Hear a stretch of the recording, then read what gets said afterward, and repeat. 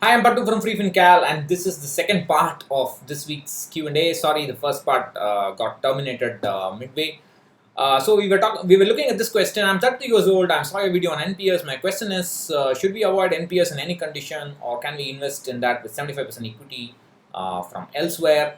Well, I would. Why would you want to invest 30% or I'm sorry 25% in a product where which will force you to where you cannot pull out until you are 60, and even if you even above 60, you can only pull out 60% of it minimum, and 40% has to be annuitized. So you have to get a pension from it, and uh, I think it's unnecessary. If that's what makes you sleep better, go ahead and do it. In my opinion, it's not necessary. You just need money to get a pension, even.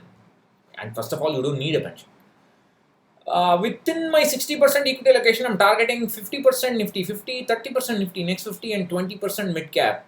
Yes, that sounds reasonable. Of course, the 20% mid cap of Franklin Prima will contain some stocks from the Nifty 100, but yeah, that sounds reasonable.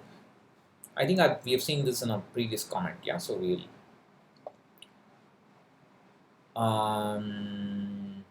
So this is a comment about can we invest in mutual funds by tracking the monthly portfolios? Yes, we should track monthly portfolios of a debt fund, but it's a pain, and that's not how mutual fund investing should be. But that's the situation we are in.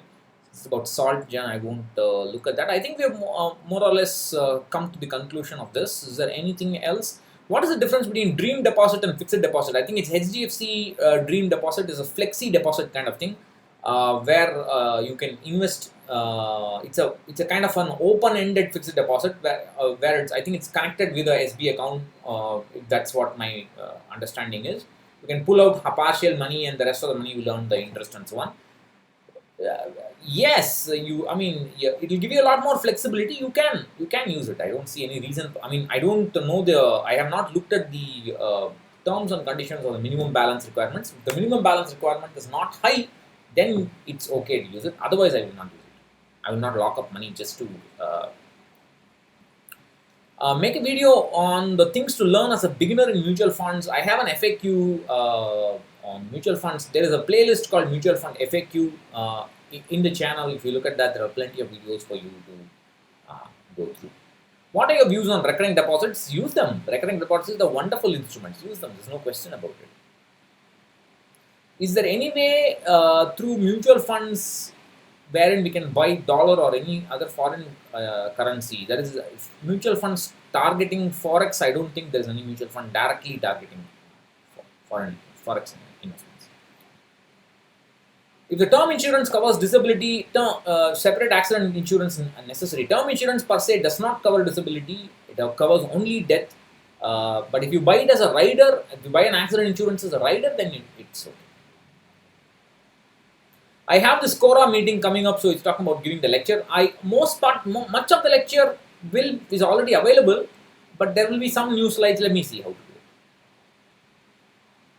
it. I have answered these questions before and so on. So that's about it. I think that's about it. It's a short video. Sorry, I cannot. I had to make a separate one. So I'll catch you again in another video. If you have any suggestions on making videos, if you have any questions, please leave them below. I'll catch you later. Bye-bye.